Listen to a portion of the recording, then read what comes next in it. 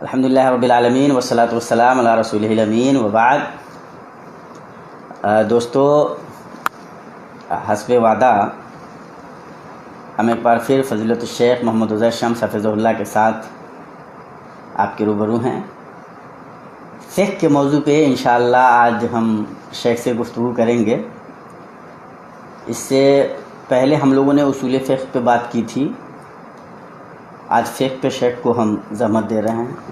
بہت شکر گزار ہیں شیخ، بارک اللہ فیک، بارک اللہ فیک۔ آپ اتنا قیمتی وقت ہم طلبہ کے لیے نکالتے ہیں، اللہ پاک شیخ کو اس کا بہتر بدلہ دے اور ہمیں حسن استفادہ کی توفیق بھی دے۔ شیخ، جیسے ہی فقہ کی بات ذہن میں آتی ہے تو سب سے پہلا سوال ذہن میں یہی آتا ہے کہ فقہ ہے کیا، اس کا کیا مفہوم ہے؟ فقہ، شریعت، قانون، ان تین چیزوں کو کس طرح سے ہم دیکھ سکتے ہیں؟ دیکھیے، فقہ کا لغوی معنی تو سمجھنا ہے، بہت واضح ہے، قرآن مجید میں بھی اس کا استعمال ہوا ہے۔ فلولا نفر من کل فرقۃ منهم طائفۃ لیتفقہوا فی الدین، یعنی دین کی سمجھ حاصل کریں۔ اور اسی طرح اللہ کے رسول صلی اللہ علیہ وسلم فرمایا من یرید اللہ بہ خیرا یفقہہ فی الدین۔ تو دین کا علم حاصل کرنا، اس کی سمجھ حاصل کرنا، دین کے جتنے شعبے ہیں ان سے واقفیت، یہ دراصل فقہ ہے، یعنی فقہ کے عام معنی کے اعتبار سے۔ جی۔ اور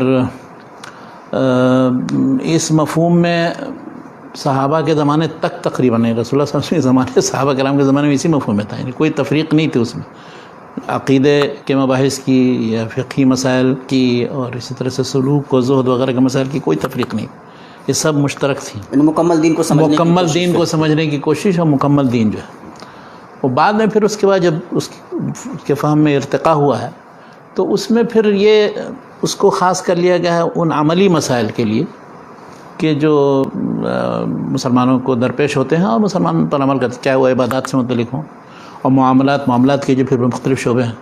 اب وہ کچھ جیسے خاندانی مسائل یا فیملی سے متعلق جو پرسنل لا ہیں، نکاح، طلاق، وراثت، وقف، ہبہ، اس طرح کے مسائل، یا اسی طرح سے تیسرا شعبہ، یعنی ایک عبادات کا سلسلہ ہوا، دوسرا پرسنل لا کا، تیسرا ہے کہ ایگریمنٹ، عقود جتنے ہیں بیع و شراء وغیرہ کے اور کرایہ پر دینا وغیرہ وغیرہ، اور چوتھا مالیاتی مسائل جو ہیں، ملکیت کے تعلق سے جو چیزیں، تو اس سے متعلق جتنے مسائل ہیں، مالیاتی مسائل، بینکنگ وغیرہ، یہ سب چیزیں اس میں آئیں گی۔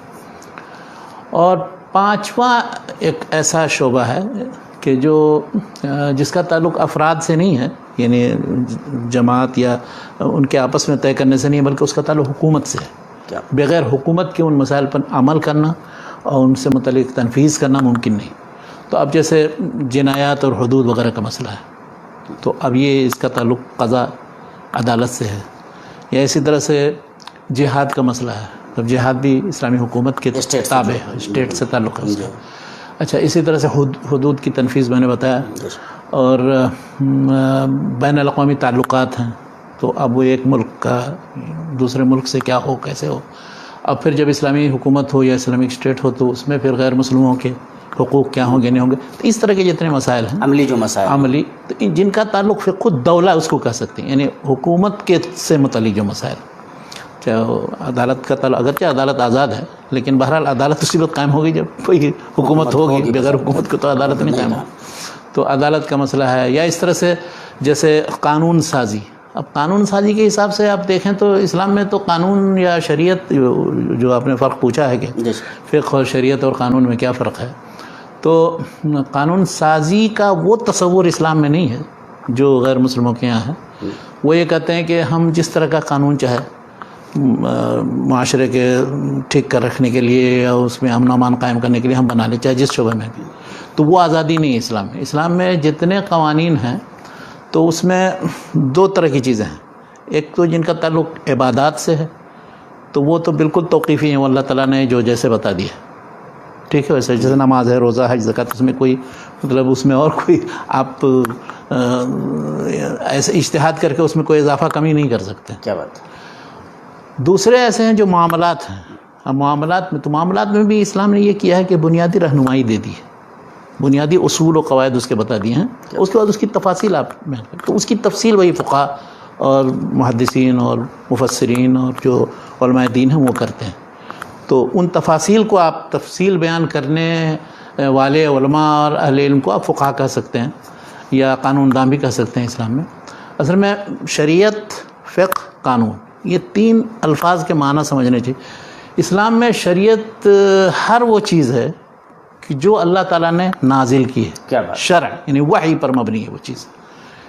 تو ہر چیز چاہے وہ عقیدے سے تعلق ہو، زہد و سلوک، اعمال قلوب سے تعلق ہو، عملی مسائل ہوں، عبادت کے مسائل ہوں، معاملات، تجارت وغیرہ کے مسائل ہوں، وہ سب تو جو کچھ اللہ نے نازل کیا ہے تو وہ ہے شریعت. اب اس معنی میں وہ ساری چیزیں عقیدہ وغیرہ کی سب چیزیں شامل ہو جاتی ہیں. فقہ کو پھر جب اصطلاحی طور پر خاص کر لیا گیا، ان عملی مسائل میں خاص کر لیا گیا کہ چاہے وہ عبادات ہوں یا معاملات ہوں کہ جن پر انسان ایک عمل کر، صرف اعتقاد کی بات نہیں ہے، وہ جس کا عملی زندگی سے ڈائریکٹ تعلق ہے، اور جو روزانہ کے حرکات اور اس سے تعلق ہے. اور قانون کا مفہوم جو ہے وہ مغرب میں یہ ہے یا موجودہ دور میں وہ یہ ہے کہ وہ عبادات وغیرہ سے کوئی بحث نہیں کرتا ہے، نہ عقائد سے بحث کرتا ہے، نہ اعمال قلوب یا زہد و تقوی و اخلاقیات کی تعلیم دیتا ہے. وہ بالکل الگ چیز ہے. وہ یہ کہتے ہیں کہ انسانوں کے آپس میں جو تعلقات ہوں گے اور ایک دوسرے پر جو حقوق ہوں گے ان کی ادائیگی، اور اس سلسلے میں جو منازعات پیدا ہوں گے تو اس کا تصفیہ کیسے کیا جائے. تو وہ چاہے وہ خرید و فروخت سے متعلق، قانون کے بہت سے شعبے ہیں. اس کا تعلق مالیات سے متعلق ہے، مثلا فوجداری قانون ہے، جنائی قانون، یا اس طرح سے سول جو بہت سے مسائل ہوتے ہیں ان کے متعلق قانون، تجارت سے متعلق قانون ہے، سمندر سے متعلق. اب کوئی ملک ہے اس کے متصل سمندر ہے تو اس میں کتنا حصہ سمندر کا اس کا ہوگا نہیں ہوگا. تو یا اس طرح سے عدالت سے متعلق، مطلب کس طرح سے آپ قضیہ پیش کریں گے، اس سے متعلق کیسے پھر سنوائی ہوگی اور قاضی کن بنیادوں پر فیصلہ کرے گا، یا پھر بین الاقوامی تعلقات. تو ان کے نزدیک قانون کا مفہوم یہ ہے کہ ہم دنیا میں زندگی گزارتے ہیں، یہی دنیا ہماری ہے، ہم جیسا چاہیں اپنے ملک میں لوگوں کی اکثریت اور وہاں کے ماہرین قانون کے پیش نظر ہم ایسا قانون بنائیں. مثلا شراب سے متعلق ہم قانون بنا لیں کہ ہمیں اس مقدار میں پینا ہے، اتنا پینا ہے. رضامندی سے مثال کے طور پر اگر آپس میں میاں بیوی کے علاوہ بھی دوسرے لوگ تعلقات قائم کرتے ہیں تو وہ چیز جائز ہوگی. تو یہ قانون بنانا، یعنی ان کے نزدیک انسانوں کے ہاتھ میں یہ چیز. ہمارے یہاں یہ ہے کہ قانون سازی وہ تو صرف اللہ کے پاس ہے، اس کی تشریح و تعبیر اللہ کے رسول صلی اللہ علیہ وسلم نے کی، اور اس کے اوپر پھر بنیاد یعنی اس کی تفصیلات اور فروع جو ہیں وہ علماء اور فقہاء نے بیان کی. تو تعلق اس کا وحی سے ہے. اصل قانون بھی یعنی فقہ کا ایک خاص معنی ہے.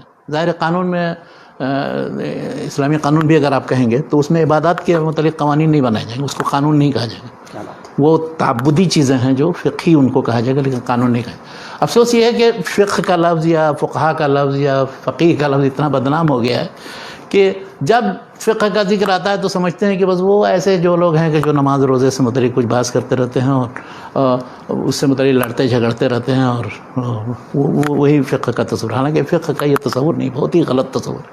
فقہ زندگی کے تمام شعبوں پر مشتمل یقیناً، اور پورا جو ذخیرہ ہے ہمارا صحابہ کرام کے زمانے سے، رسول اللہ کے زمانے سے لے کر کے آج تک، وہ اتنا بڑا ذخیرہ فقہی ہے کہ دنیا کی کسی قوم کے پاس اتنا بڑا ذخیرہ ہے. جب یہ تصور جو آپ بیان کر رہے ہیں کہ یہ خاطی تصور ہے کہ عبادات سے متعلق آپس میں کچھ لوگ جو کچھ مسائل میں لڑ رہے ہیں وہ فقہا ہوتے ہیں، یہ فقہ کا تصور ہی جاتا ہے، اس کے پیچھے کچھ تو سبب رہا ہوگا. اب اس کے پیچھے سبب یہ ہے کہ دیکھیے بعد میں ہم آتے ہیں کہ کس طرح سے فقہ کا مفہوم جو ہے سکڑتا چلا گیا، اور اس کے اندر جو ہے تنگی پیدا ہو گئی. پھر مختلف جو مکاتب فکر وجود میں آئے، اور ان مکاتب فکر نے آپس میں ایک دوسرے پر برتری ظاہر کرنے کے لیے لڑنا بھیڑنا شروع کیا، مناظرات کا جدل کا سلسلہ شروع کیا، جس پر امام غزالی نے احیاء علوم الدین میں تنبیہ کی ہے. یا اسی طرح سے اپنے ائمہ کہ جن کی اتباع جن کی تقلید وہ کرتے تھے، جس کو نیڈ کو فالو کرتے تھے، تو اس کے سلسلے میں غلو کا سلسلہ شروع ہو گیا. تو یہ سب اسباب بنے ہیں جن کی وجہ سے وہ فقہا ان اعمال اور واقعات اور ان چیزوں کی وجہ سے بدنام ہو گئے کہ ان کا کام صرف یہی ہوتا ہے، ان چیزوں کے سلسلے میں مسائل میں بحث کرنا اور ان چھوٹی چھوٹی چیزوں پر لڑائی قائم کرنا. حتیٰ کہ ایسا کرتے تھے بعض لوگوں سے منقول ہے 7ویں 6ٹھی صدی ہجری کی باتیں ہیں یہ، کہ وہ جب مذاہب وجود میں آ گئے ان کے اتباع میں ایک دوسرے سے خونریزی ایسے لڑ رہے ہیں جیسے ایک گروپ دوسرے گروپ سے، ایک مسلمان کافر سے لڑتا ہے. سبحان اللہ. حتیٰ کہ رمضان میں روزہ نہیں رکھتے تھے کہ ذرا تقویت ہوگی کہ آپس میں اس طرح کی سر واقعات. وہ یاقوت حموی نے 626 میں اس کی وفات ہوئی ہے، وہ بیان کرتے ہیں کہ وہ خراسان ماورا نگر کے علاقے میں شافعی اور حنفی کس طرح سے آپس میں لڑتے تھے، اور ایک دو نے 20 اس طرح کے واقعات. اور پھر تو اس وجہ سے اب ظاہر ہے عام لوگوں کے ذہن میں کیا تصور آئے گا. یا مثلا بر صغیر میں ابھی ہے مثال کے طور پر جب کوئی مسئلہ پیدا ہوا، اب دیکھیے ٹی وی پر کتنے علماء آ کر کے کیا کیا بیان اور اوٹ پٹانگ چیزیں ہیں، گالی دیتے ہیں، برا بھلا کرتے ہیں. تو اب تصور یہ ہوتا ہے کہ اچھا یہ جو ہیں یہ علماء فقہا بس اسی طرح کے لوگ ہیں، یہ لوگ سارے ایسے ہی ہیں، سب کو اسی پر قیاس کرتے ہیں. تو چند لوگ ہوتے ہیں وہ، لیکن اس کی وجہ سے پورا وہ گروپ بدنام ہو جاتا ہے. تو یہی ہوا ہے علماء فقہا کے ساتھ. وہ ان میں بہت سے مخلصین ہیں، پرہیزگار قسم کے ہیں، ایک مسئلہ بیان کرنے کے سلسلے میں اتنے محتاط کہ فوری طور پر حکم نہیں لگاتے. بلکہ ائمہ کرام کے بارے میں اگر آپ ان کے حالات زندگی دیکھیں، محمد بن حنبل وغیرہ کبھی بھی حلال اور حرام کا لفظ نہیں کہتے تھے. وہ یعنی اکرہ ذالک یا اس طرح کا لفظ، حالانکہ وہ کراہت تحریمی ہے، لیکن وہ حلت و حرمت کا تصور ان کے نہیں تھا کہ وہ اللہ ہی حرام و حلال کر سکتا ہے اور نبی کے ذریعے ہمیں بتائے گا، نہ کہ ہم حلال و حرام کریں. کیا بات. تو اب دیکھیے کہاں اتنا احتیاط تھا صحابہ تابعین اور ائمہ کے ہاں، اور کہاں ان کے متبعین اور مقلدین کے ہاں بالکل یہ لکیر کے فقیر ہو کر کے اس طرح سے حکم لگانا، ایک دوسرے فریق کو برا بھلا کہنا اور اس کے خلاف ہر طرح کے حربے استعمال کرنا.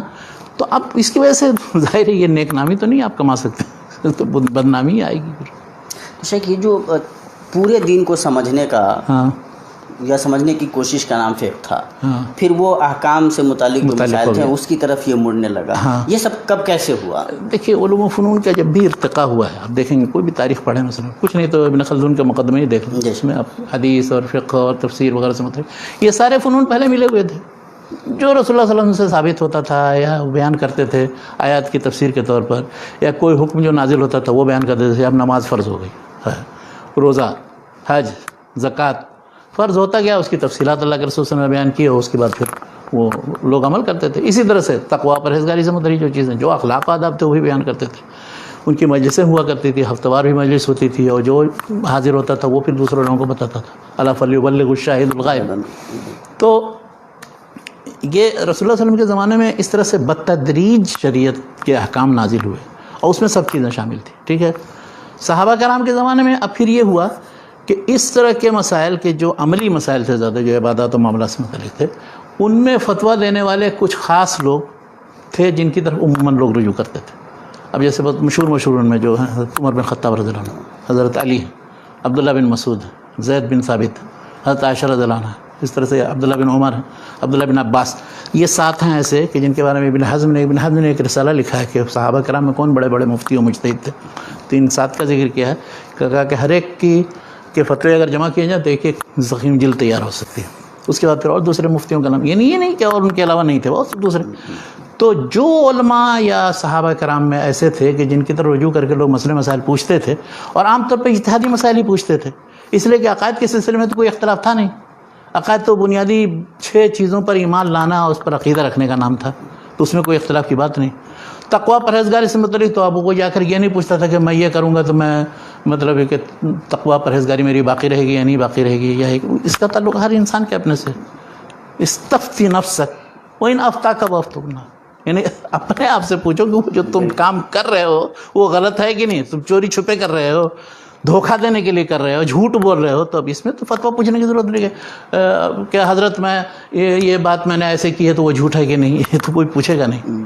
تو اس لیے مسائل جو عملی مسائل ہیں وہ وہی تقریباً ایسے تھے کہ جو اجتہادی ہیں، اور جس سلسلے میں بلکہ علماء کے اختلافات بھی ہیں، صحابہ کرام کے اختلاف، کسی نے کوئی رائے دی، کسی نے کوئی رائے دی. لیکن صحابہ کرام کے زمانے میں یہ ہوتا تھا کہ جب اختلاف رائے پیدا ہوتا تھا تو آپس میں مل کر کے اور پوچھتے تھے کہ اللہ کے رسول صلی اللہ علیہ وسلم نے اس سلسلے میں کیا کہا ہے نہیں کہا، تو وہ پھر اس کو حل کر لیتے تھے. کیا بات. پھر وہ چھوڑ اللہ کہ کسی کو نہیں معلوم ہے تو پھر وہ اسی پر پچھلے اس پر قائم رہتا تھا. اس طرح کی بہت سی مثالیں موجود ہیں، یہاں تفسیر میں ہمیں جانے کی ضرورت ہے. صحابہ کرام کے زمانے میں جو بات تھی بالکل وہی بات تھی تقریباً تابعین کے زمانے میں بڑے بڑے بعض فقہا تھے، اور ہر علاقے میں تھے. مدینے میں الگ تھے، مدینے میں 7 فقیہ بہت مشہور ہیں جن کو نظم کیا ہے. فخذهم عبید اللہ بن عبداللہ بن عروہ بن زبیر، فخذهم عبید اللہ، عروہ قاسم بن محمد بن ابی بکر، سعید بن المسیب، ابو بکر، سلیمان خارجہ. یہ 7 فقہاء تابعین کہے جاتے ہیں مدینہ میں. اس طرح سے کوفہ میں بھی تھے، اس طرح سے اور بصرہ میں بھی تھے.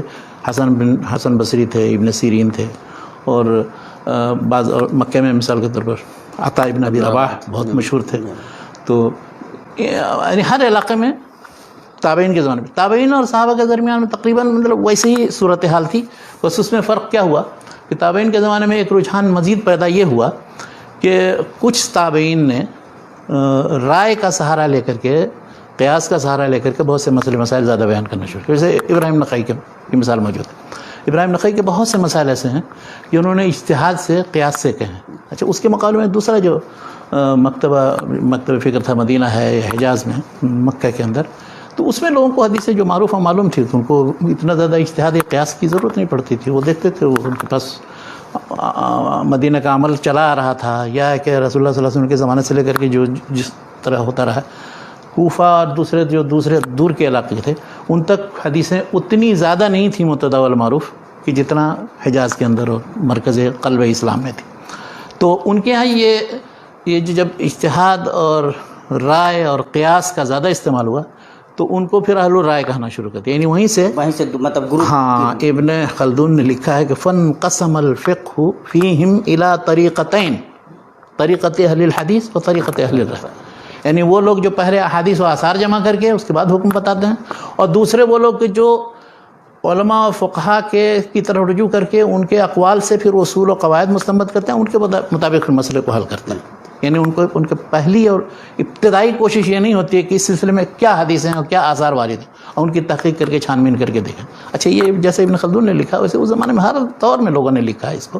آخر میں شاہ ولی اللہ کی کتاب حجت البالغہ دیکھ لیجیے، باب الفرق بین اہل الحدیث واہل الرائے. انہوں نے اس میں صاف کہا ہے کہ اہل الرائے کا مطلب یہ نہیں کہ وہ حدیث نہیں جانتے، کہ حدیث سے استدلال نہیں کرنا چاہتے، کہ حدیث ان کے نزدیک حجت نہیں، یہ نہیں. کیا بات ہے. ہاں، اسی طرح سے اہل الحدیث کہنے کا مطلب یہ نہیں کہ وہ قیاس کو نہیں مانتے ہیں، کہ قیاس کی طرف رجوع نہیں کرتے. قیاس مانتے ہیں، قیاس کی ضرورت ہے، ان قیاس کو ظاہریہ کی طرف سے وہ قیاس کا انکار نہیں کرتے، لیکن یہ ہے کہ وہ لوگ قیاس کا سہارا اس وقت لیتے ہیں جب پورا ذخیرہ چھان مارنے کے بعد ان کو اس موضوع سے متعلق حدیث اور اثر نہیں ملتی. کیا بات ہے. ورنہ پھر ان میں سے وہ سب جمع پہلے کرتے ہیں، پھر اس کے بعد پھر تحقیق کرتے ہیں، چھان بین کرتے ہیں صحیح کیا ہے ضعیف کیا ہے. تو بہرحال یہ دو مکتب فکر وہ تابعین کے زمانے سے پیدا ہوئے. ابراہیم نخعی، اچھا، اس کا تسلسل اس طرح ہے کہ ابراہیم نخعی کے بعد پھر ان کے شاگرد تھے حماد بن ابی سلیمان. حماد بن ابی سلیمان امام ابو حنیفہ رحمۃ اللہ علیہ کے استاد تھے.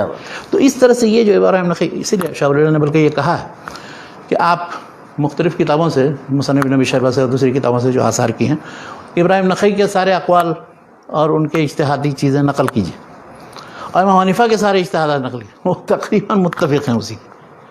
اچھا، ہاں، یعنی وہ انہی کے اوپر مخرج ہیں ان کے مسائل.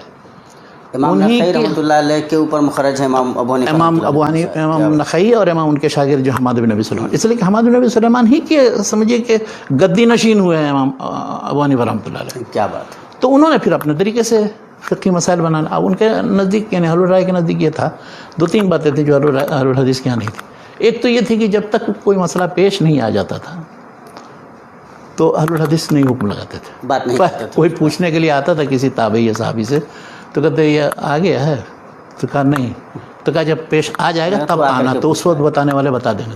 کیا بات ہے. اہل الرائے کے یہاں یہ تھا کہ یہ کون سی بات ہوئی، مطلب بعد میں کبھی پیش آ سکتا ہے کسی کو، تو پہلے سے حل رہا ہے وہ مسئلہ.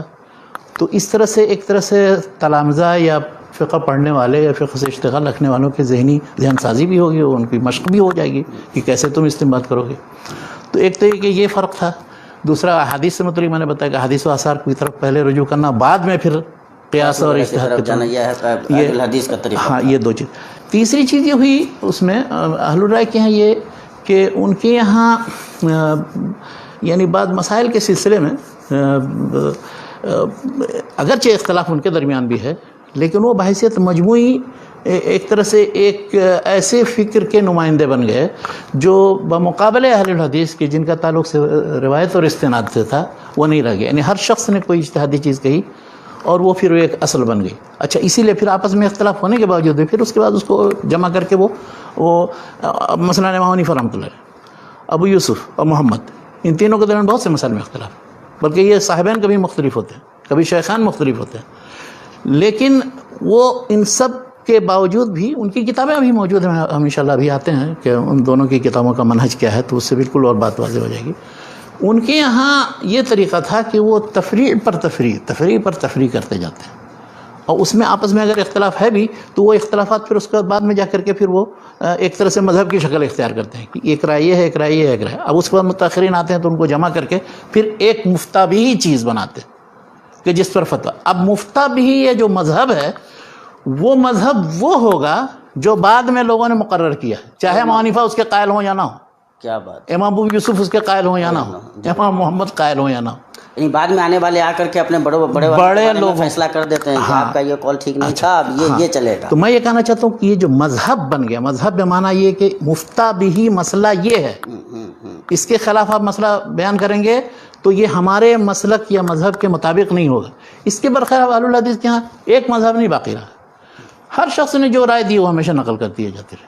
ان کے ہاں وہ تقلید یا بالکل تتبع کا سلسلہ نہیں. بحیثیت رائے کے رہے، رائے بحیثیت رائے کرے، ہر ایک کی رائے الگ الگ، ہر ایک کی رائے کی قیمت ہے، بس اس کی دلیل کیا ہے یہ دیکھتے ہیں.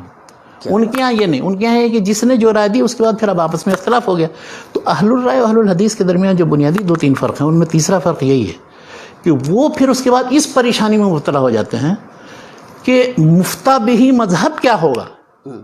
ہمارے یہاں اہل الحدیث میں یہ نہیں ہوتا ہے کہ مفتہ بھی مذہب کوئی چیز ہو، کہ اہل الحدیث کا اس لیے کہ فقہی فروعی مسائل ہیں. ہر شخص نے جو آج تک دیکھے جتنے اہل الحدیث کی کتابیں ہیں یا مسائل ہیں یا فتاویٰ کی کتابیں ہیں، ان میں ایک ایک مسئلے سے میں 2-2 3-3 رائے ہوتی ہے، اور جس کو دلیل کے مطابق جو سمجھ میں آئے اس پر عمل کرے. اور آج تک فتویٰ بھی دے رہے ہیں لوگ، ان کے یہاں منع ہو جاتا ہے. اچھا، تو اب اس سے اندازہ آپ لگائیے کہ اہل الرائے کی جو فقہ ہوگی وہ پھر تنگ ہو جائے گی، محدود ہو جائے گی، اور اہل الحدیث کے فقہ کے اندر توسع ہوگا.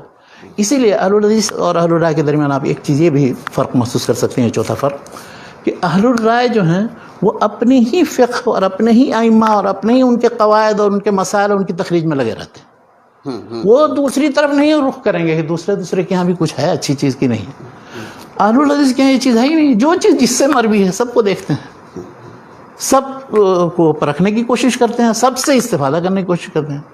یہ نظریاتی طور پہ تو یہ چیز اچھی لگ رہی ہے، عملاً بھی ایسا ہوا ہے، عملاً ہمیشہ ہوتا رہا ہے، آج تک یہی ہے. اب آپ بڑے بڑے جیسے علماء اہل حدیث میں متأخرین میں دیکھ لیجیے، جو اتنا زیادہ اختلاف حنفی اہل حدیث کا ہو گیا، حالانکہ یہ اختلاف بہت محمود چیز نہیں ہے. بالکل. تو ان میں بڑے بڑے علماء، جیسے مثال کے طور پر سید نذیر حسین محدث دہلوی، ان سے بڑا کون اہل حدیث عالم ہوگا جو ان کے سارے شاگردوں کے شاگرد چلے آ رہے ہیں. وہ فقہ حنفی کے اتنے بڑے ماہر تھے کہ اس زمانے میں، ان کے زمانے میں ان سے بڑا ماہر کوئی نہیں تھا فقہ حنفی.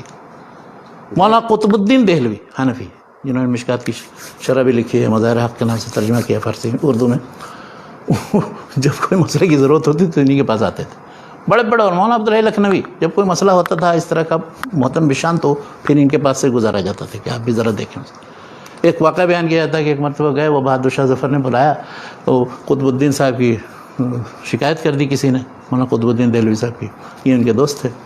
تو کہہ دیا کہ وہ کوا سے متعلق وہ مجھے بدنام کر دیا کہ میں نے حلال کہا ہے، اور اب وہ مجھ سے دلیل مانگ رہے ہیں، کیا کریں.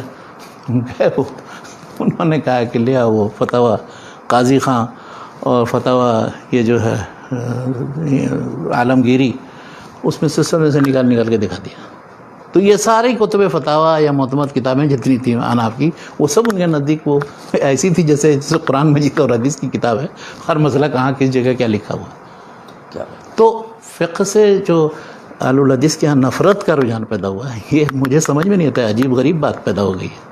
اس لیے کہ حدیث پڑھنے والے کو ضروری ہے کہ وہ فقہی مسائل سے واقف ہو، دوسرے ایک ہی مکتب فکر نہیں ہو، دوسرے سارے مکتب مالکی، شافعی، حنبلی، ان سب میں بھی جو کچھ بھی ہے ان آراء سے واقف ہو. یہ سب اپنے ہیں ہمارے نزدیک وہ دشمنی والی بات نہیں ہے.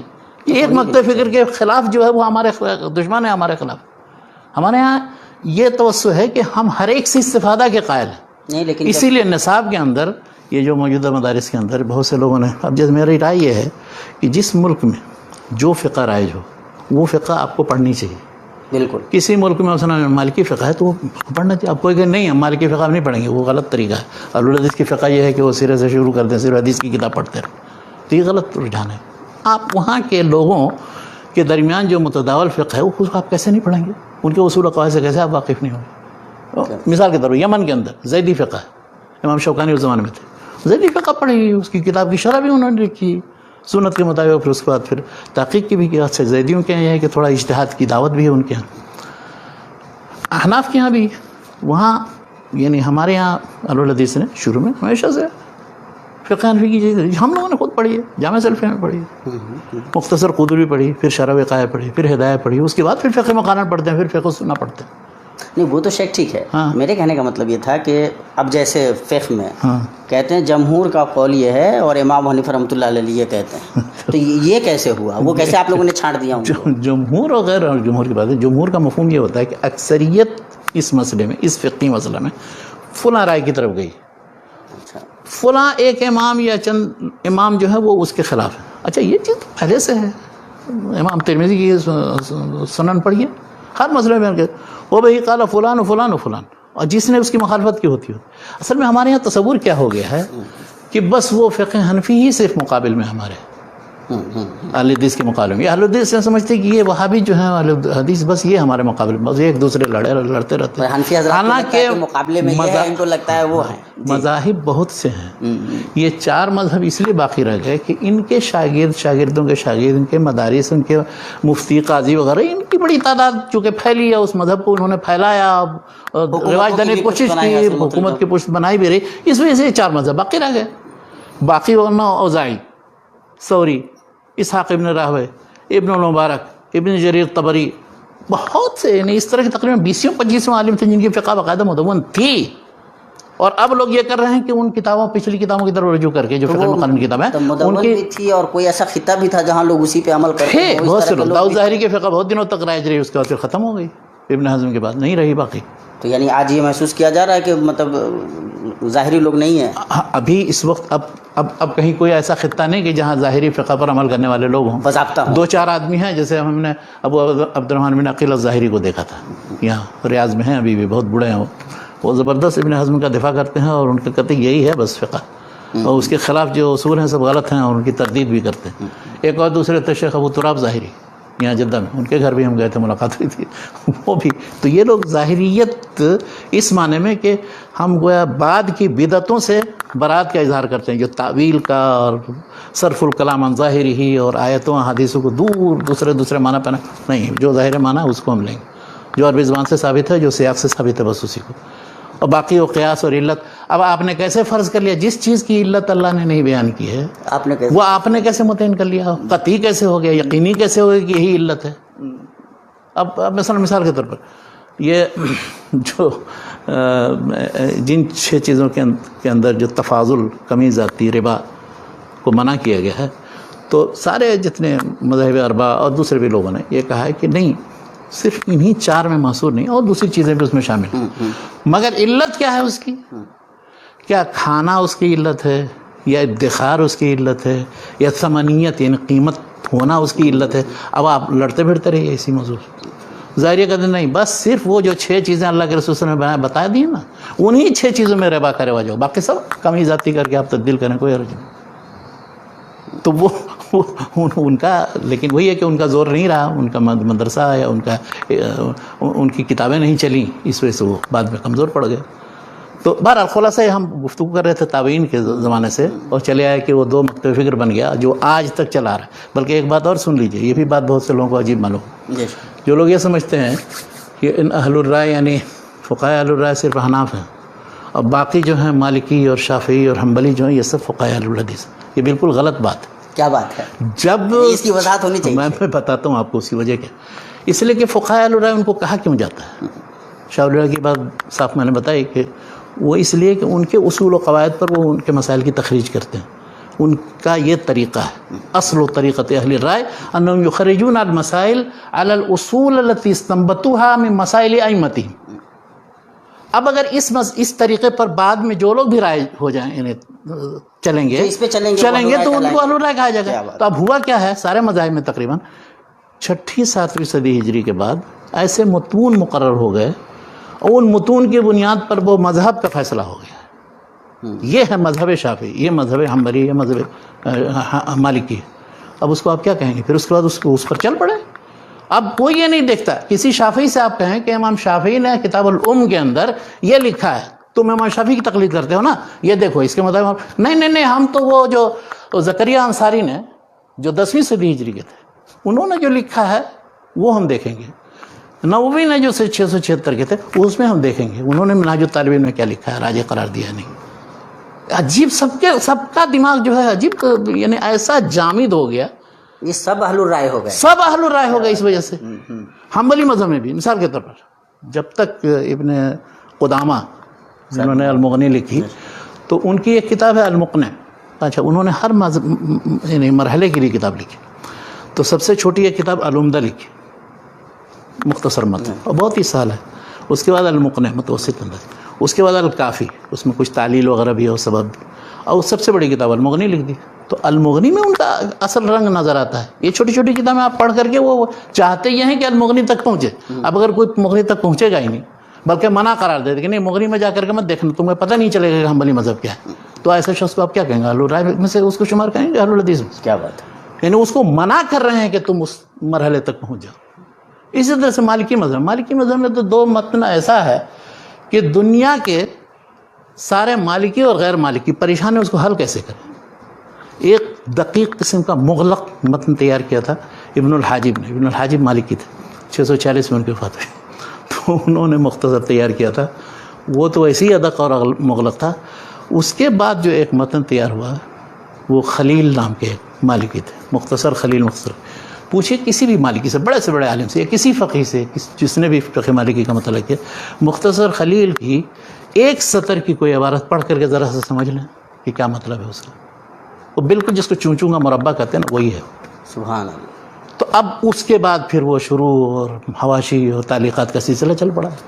تو ہر مذہب میں یہ ہوا. تو ہر مذہب بعد میں 6 صدی ہجری کے بعد سے سب اہل الرائے والے ہو گئے، اور اس کے مقابلے میں اہل الحدیث رہے کہ جو ہمیشہ فتوی. یہ کون لوگ تھے؟ یہ کون؟ جتنے بھی تھے، جو بھی فقہا تھے وہ فقہاء اہل الرائے ہیں. بعد میں فقہاء اہل الحدیث وہ پرانے زمانے میں تھے. مثال کے طور پر دیکھیے، 2 مالکی کا میں ذکر کرتا ہوں، ایک ہی زمانے میں تھے. ابن عبد البر 463 میں ان کی وفات ہوئی. ابو الولید باجی 474 میں ان کی وفات ہوئی. ابو الولید باجی نے موطا کی شرح لکھی ہے اور ابن عبد البر نے بھی موطا کی 2 شرحیں لکھی ہیں. ان دونوں شرحوں کا مقابلہ کر لیجئے، آپ کو سمجھ میں آ جائے گا کہ اہل الرائے کا کیا طریقہ ہے، اہل الحدیث کا کیا طریقہ ہے. اس لیے کہ وہ ابن عبد البر کے یہاں یہ ہے کہ جو مسئلہ اس میں مذکور ہے، چاہے وہ فقہاء صحابہ تابعین سے منقول ہو یا امام مالک سے منقول ہو، اس کا وہ جائزہ لیتے ہیں، اس کے دلائل کا جائزہ لیتے ہیں، سارے اختلافات کا ذکر کرتے ہیں، ان کے ادلہ کا ذکر کرتے ہیں، مناقشہ کرتے ہیں، اور پھر ترجیح بھی بیان کر دیتے ہیں. کبھی کبھی امام مالک کے منہج کے خلاف بھی ہوتا ہے. اس کے مقابلے میں ابو الولید باجی کا منہج یہ ہے کہ وہ لاتے ہیں امام مالک کا قول لاتے ہیں، پھر اس کے بعد پھر امام مالک کے اس قول کی کسی نے اور تفصیل بیان کی ہے وہ لاتے ہیں. اس کے بعد پھر ان مسائل پر جو منقول ہیں امام مالک سے، ان سے کچھ ایسے قواعد مستنبط کرتے ہیں کہ ان پر پھر مزید تخریج کرتے ہیں مسائل کی. تو اب وہ مسائل سے بھری ہوئی کتاب، وہ فقہ کی وہ کتاب ہے موطا کی شرح. اس میں ہم ابن عبد البر رحمۃ اللہ علیہ کو اہل الحدیث کے معنی. اچھا آپ دیکھیے مثلا متاخرین میں احناف میں ایک مثال دیتا ہوں، دو مثال دیتا ہوں. ایک ابن ابی العز الحنفی تھے، 792 میں ان کی وفات. انہوں نے بھی ہدایہ کی شرح لکھی ہے اور دوسرے لوگوں نے بھی ہدایہ کی شرح لکھی ہے، جیسے بہت مشہور ابن الحمام ہے، فتح القدیر ہے، اور دوسری. تو ابن الحمام اور دوسرے شراح کا طریقہ دوسرا ہے. وہ کوشش یہ کرتے ہیں کہ جو متن میں ہے اس کی تائید کس طرح سے ہو، اور اس کی تصحیح کیسے ہو اور کیا ہو، اس سے خروج یا اس کی تردید کرنے کا ذہن میں نہیں ان کے آتا ہے. اور نہ یہ کہ اس کو کتاب و سنت کی روشنی میں پرکھنے کا کہ یہ مسئلہ ثابت ہے کہ نہیں ثابت ہے. اس کے مقابلے میں یہ التنبیہ علی مشکلات الہدایہ میں وہ سارے مسائل کے جو ہدایہ کے اندر ہیں ان پر تنقید اور اس کو پھر احادیث کی روشنی میں جانچنے اور اس کو پھر راجع مرجوع قرار دینا اس کی بنیاد پر، یہ ان کا طریقہ تھا. اب ان کا طریقہ یہ ذرا ہے اہل الحدیث کا طریقہ ہے، اور وہ ابن الحمام کا اہل الرائے کا طریقہ ہے. متاخرین میں آپ لے لیجیے مولانا عبدالحی لکھنوی حنفی ہیں، 1304 میں وفات ہوئی ان کی. انہوں نے شرح الوقایہ جو ہے بہت مشہور کتاب ان کی، اس کی ایک شرح لکھی ہے السعایہ کے نام سے. تو السعایہ میں انہوں نے یہ کیا ہے کہ شرح وقایہ کے سارے مسائل کی تحقیق کی ہے انہوں نے، اور قرآن دلائل کی روشنی میں، حدیث و آثار کی روشنی میں کون راجع کون مرجوع. اس میں کبھی یہ پرواہ نہیں کی انہوں نے کہ وہ حنفی مذہب کے مطابق ہی ہونا. اس طرح شاہ ولی اللہ نے، میں نے بتایا تھا آپ کو، موطا کی شرح لکھی ہے مصفہ فارسی میں، سارے مسائل کی تحقیق کی ہے. 80% 85% مسائل میں انہوں نے حنفی مذہب کی مخالفت کی. تو یہ اہل الحدیث کا منہج یہ ہے کہ ان کے ہاں ہر چیز وہ نقل کرتے ہیں، پھر مقارنہ موازنہ کرتے ہیں، دلائل کی روشنی میں دیکھتے ہیں کہ کیا، پھر اس کے بعد قابل قبول ہے یا قابل ترجیح ہے وہ. لیکن دوسرے کے خلاف لاٹھی لے کر کے بھی نہیں بالکل تیار رہتے ہیں کہ ان کو اب کیسے ڈنڈا رسید کریں گے. یہ جو غلط طریقہ ہے یہ طریقہ نہیں. اجتہادی مسائل میں کوئی بدعتی اور خارج عن الاسلام اور اس کو دوزخی کرنے کی بات کوئی نہیں، نہ صحابہ کرام کے زمانے میں، نہ تابعین، نہ تبع تابعین، نہ آج تک ہونا چاہیے. کیا بات ہے. یہ تشدد کسی کے اندر آئے گا تو ویسی داعشی تشدد کی طرح سے ہو جائے گا، دوسرے لوگوں کو سب کو کافر قرار دیتے اور خارجی قرار دیتے. کیا بات ہے. فقہی مسائل کے سلسلے میں توسع اصل ہے کہ جس کے نزدیک جو دلیل ہے راجح اس کے مطابق وہ عمل کرے اور نیک نیتی کے ساتھ. اب اگر کسی دلیل کو وہ چھپاتا ہے، کسی حدیث کو وہ جان بوجھ کر کے ضعیف قرار دیتا ہے، کسی اپنے مطلب کی جو حدیث ہے اس کو وہ صحیح قرار دیتا ہے، پتہ ہے اسے کہ وہ موضوع ہے، تو پھر اس کا حساب اللہ تعالیٰ لے گا، ہمیں نہیں حساب لینے کی ضرورت. ہم مہذب انداز میں بس بات ختم اور کچھ نہیں. یہ سب چیزیں اس کے اوپر کتنا عدالت سزا دیتی ہے، نہ آدمیوں کو پیچھے پڑنا چاہیے. کیا بات ہے. یہ عدالت کا مسئلہ بھی نہیں. عدالت کا مسئلہ بھی نہیں. عدالت کو تو مذہبی مسائل میں دخل اندازی نہیں کرنی، اس لیے کہ عدالتیں آزاد تھیں. وہ ماشاءاللہ مطلب پورے دور میں، سارے انحطاط کا دور ہو چاہے قوت کا دور ہو، دونوں میں علماء و فقہا کو مکمل آزادی دی تھی. آپ کو جو مسلک جس طرح سے جیسے مدون کرنا ہے اس کو پڑھانا ہے، پھیلانا ہے، کچھ کبھی بھی نہیں دخل اندازی کرتی تھی. کیا بات ہے. نہ کوئی اس پر بالکل پوری آزادی تھی. تو شیخ یہ جو دو بنیادی مطلب ٹرینڈ سمجھ میں آتے ہیں، ان دونوں بنیادی ٹرینڈ کے بنیادی ماخذ کیا ہیں؟ بنیادی ماخذ اب فقہ اہل حدیث کے ماخذ آپ دیکھیں گے تو بنیادی طور پر تو وہ کتابیں ہیں جو مدون ہیں، حدیث کی کتابیں، صحیحین ہیں، سنن اربعہ ہیں، اور جو مثلا ابن خزیمہ ان کے ترجمۃ الباب کو پڑھی، بخاری کے ترجمۃ الباب کو پڑھی. اسی طرح سے ابن حبان نے تو پوری کتاب ہی اصول فقہ کی بنیاد پر رکھی، التقاسیم والانواع کے نام سے. بعد میں لوگوں نے انہوں نے ابواب پر مرتب کر دیا. تو اس میں جو لمبا وہ باب باندھتے ہیں اور مسائل مستنبط کرتے ہیں، یہ اہل الحدیث کا طریقہ ہے. حدیث لاؤ، اثر لاؤ، اس سے استنباط کرو اور لوگوں کو اس پر وہ طریقہ نہیں ہے. دوسرا طریقہ میں بتاؤں گا آپ کو اہل الرائے کا کیا طریقہ ہے اور اہل الرائے کی جو بنیادی کتاب. تو ایک تو یہ بنیادی حدیث کی کتاب ہے. دوسری جیسے آثار کی کتاب ہے جس میں سارے صحابہ تابعین کے آثار مرفوع حدیثوں کے ساتھ ساتھ منقول ہیں. اب جیسے مصنف عبدالرزاق، مصنف ابن ابی شیبہ، کیا یہ کون سی اہل الرائے کی کتاب ہے؟ یہ کیا بات. تو عبدالرزاق 211 میں وفات ہوئی، یمنی تھے. مصنف ابن ابی شیبہ 235 میں وفات ہوئی. اسی طرح سے سنن سعید بن منصور 227 میں ان کی وفات ہوئی. اسی طرح سے ایک تھے بہت بڑے عالم ابن المنذر، ابو بکر محمد بن ابراہیم بن المنذر، وہ 318 میں ان کی وفات ہوئی. تو ان کی 2-3 کتابیں ہیں. ایک الاوسط ہے فی السنن والاجماع والاختلاف، دوسری الاقناع ہے، اور تیسری الاشراف. سب کتابیں چھپ گئی ہیں، اگرچہ بعض کتابیں مکمل نہیں چھپی. بہرحال تو ان لوگوں نے یہ کیا ہے کہ پوری امانت داری کے ساتھ جو رائے تھی جس کی وہ نقل کر دیے. اچھا، اسی میں امام بحقی کی بھی ایک کتاب معرفت السنن والآثار، انہوں نے بھی سارے آثار تقریباً جمع کر دیے. تو یہ سب مرجع ہیں اہل الحدیث کے. ان میں ان سارے آراء اور وہ ان کو دیکھتے ہیں، اور اس میں جس نے جو ترجیح دی ہے اگر وہ دلیل کے مطابق ہے تو اس کو مانتے ہیں. اور اگر بعد میں کسی کو سمجھ میں آتا ہے کہ نہیں یہ دلیل کے مطابق نہیں ہے، دوسری کوئی چیز ہے، تو اس کے خلاف پھر وہ دوسری دلیل لا کر کے اس سے ترجیح. یعنی اہل حدیث میں ہمیشہ ذہن کھلا رہا، ہمیشہ ترجیح کا، ہمیشہ مقارنہ موازنہ کرنے کا، ہمیشہ مسئلے کو نصوص پر پیش کرنے کا. جیسے کہ شاہ ولی اللہ نے دعوت دی ہے، وصیت نامے میں اپنے یہی کہا ہے کہ ہمیشہ مسائل فقہیہ کو کتاب و سنت پر پیش کرتے رہو، اس سے کوئی چارہ کار نہیں ہے. کیا بات ہے. اس سے ہٹ کر کے کوئی دوسرا راستہ نہیں. تو یہ ہے اہل الحدیث کا طریقہ. تو میں نے بتایا کہ حدیث کی کتابیں، پھر وہ آثار کی کتابیں. اچھا، تیسری ایسی جو بعض فقہ مقارن کی کتابیں، اختلاف العلماء کی جو کتابیں ہیں، جیسے المغنی ہے، المجموع نووی کی ہے.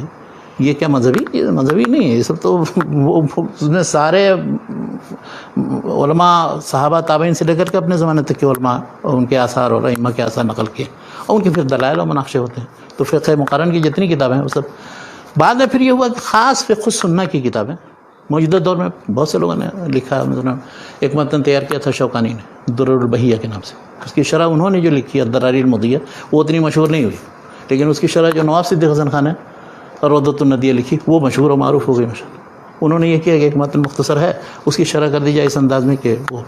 اچھا، اس کے علاوہ موجودہ دور میں کئی کتابیں لکھی گئی. علامہ البانی نے الثمر المستطاب فی فقہ سنت والکتاب، اس طرح سے ایک کتاب، اور اللباب فی فقہ سنت والکتاب، مصر میں اور اردو میں، اور ادھر بہت سی کتابیں لکھی گئیں.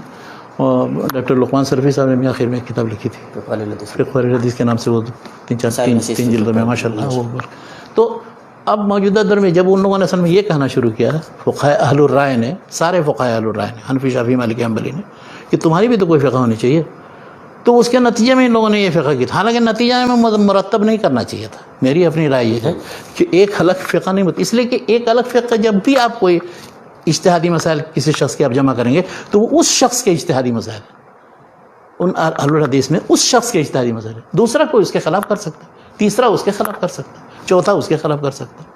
جی اپنی چونکہ اصولی طور پہ ہی ہم اسی راستے پہ چل رہے ہیں۔ ہاں کیا بات، اس لیے، لیکن اب چونکہ ضرورت محسوس ہوئی کہ نہیں، ان کو وہ ہمیشہ پوچھتے رہتے ہیں کہ تمہاری فقہ کی کون سی کتاب ہے، تمہاری فقہ کی کون سی کتاب ہے، تمہاری فقہ یہ ہے، تو یہ دیکھیے یہ اب جب دیا تو وہ تو پھر اس ایک مخصوص شخص کی فقہ ہو گئی، نہیں تو پھر اس کے اور دوسرے فقہ کے درمیان فرق کیا رہا؟ وہ بھی تو ایک امام کو لے کر کے چلتے ہیں، اور ایک چیز کو جس کو مذہب بنا لیا ہے، چاہے وہ امام کے خلاف ہو یا موافق ہو، الگ بات۔ تو یہ صورتحال پیدا ہوئی۔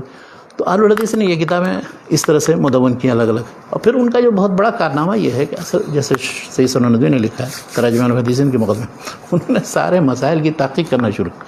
اصل میں اس سے زیادہ پریشانی لاحق ہوئی، بے چینی ہوئی بر صغیر میں، اہل الرائے کو پریشانی اس سے لاحق ہوئی کہ ان ایک ایک مسئلے کی جو تحقیق کر کے اب وہ جو بھانڈا پھوٹ جاتا ہے اس میں، اس سلسلے میں دلیل ہے کہ نہیں ہے، حدیثیں کیسی ہیں، آثار کیسی ہیں، اور اس کے بعد پھر عوام کو بتا دیتے ہیں۔ اچھا، ایک اس سلسلے میں میری اپنی ایک رائے ہے جو ممکن ہے بعض اہل حدیثوں کو نہ پسند ہو۔ اصل میں یہ مسائل جو ہیں دراصل یہ علماء کے درمیان بحث و مناقشہ اور گفتگو کے، اس لیے ان موضوعات پر کتابیں بھی عربی میں لکھنی چاہیے، اردو میں نہیں لکھنا چاہیے۔ اردو میں لکھ کر کے پھر گروہ بندی ہو جاتی ہے، اور وہ جاہل گروپ ایک اور دوسرے مکتب فکر کا جاہل گروپ، وہ دونوں آپس میں لڑتے ہیں، تو یہ بہت ہی خراب صورتحال ہے۔ لیکن افسوس کہ یہ ہو گئی بر صغیر میں، دنیا میں کہیں کسی ملک میں ایسا نہیں۔ آپ نے سعودی عرب کے اندر محسوس کیا ایسا؟ نہیں، آپ موراکو چلے جائیے، کسی اور دوسرے ملک میں چلے جائیے، اہل علم کے درمیان جو چیزیں بحث کرنے کی ہیں، گفتگو کرنے کی، وہ اہل علم کے درمیان رہنی چاہیے۔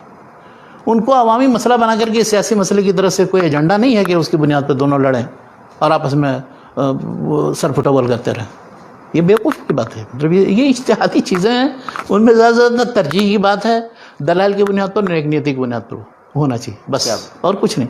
تو مگر تمام طبقات کو یہ باتیں سمجھنی بھی چاہیے، یہی مگر ضرورت بھی ہے، اور جو حالات ہیں ان میں تو اور بھی زیادہ اس کی ضرورت ہے۔ تو ایک تو یہ، اچھا اب یہ تو میں نے اہل الحدیث کی فقہ میں نے بتایا کہ آپ کو حدیث کی کتاب ہے۔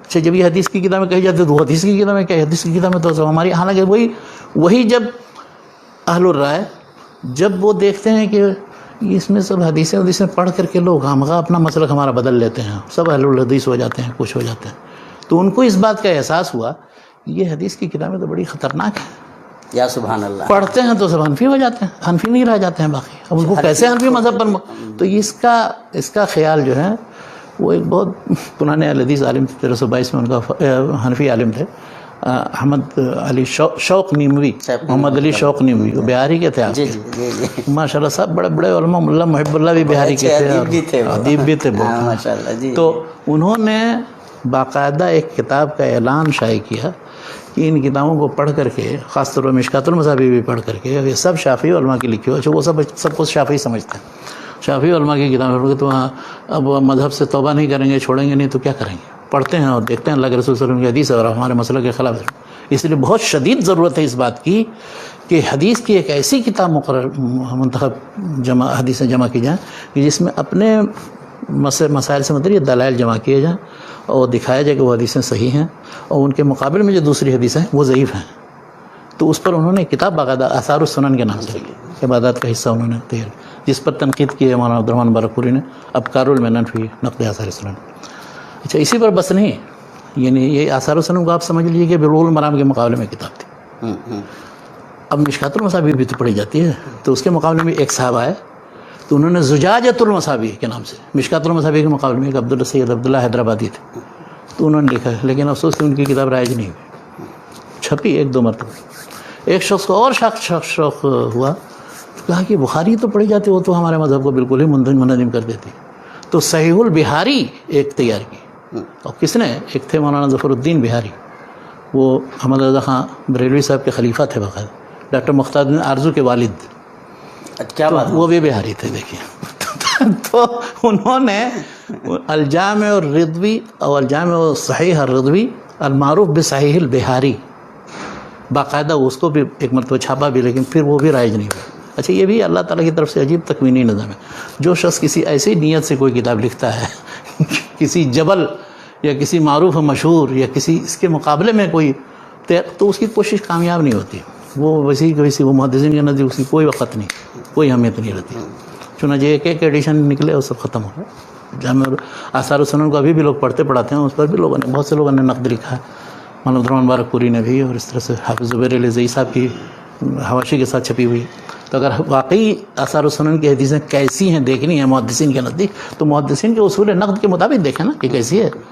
اپنا بیٹھ کے فرض کر لیں کہ ہمارے نزدیک یہ حدیث صحیح ہے، تو آپ سوچتے رہیں اس چیز کو، اس سے کیا فرق. آپ سارے صحیح بخاری کی حدیثوں کو کہیں گے وہ ضعیف موضوع ہے، اس سے تو حقیقت تو نہیں بدل جاتی ہے نا. اپنے آپ کو بس خوش فہمی میں مبتلا کرنا ہوتا ہے. اس لیے یہ بات تو کسی نے نہیں کہی ہوگی شیخ، پتہ نہیں صحیح بخاری کی حدیثیں ضعیف ہیں، موضوع ہیں.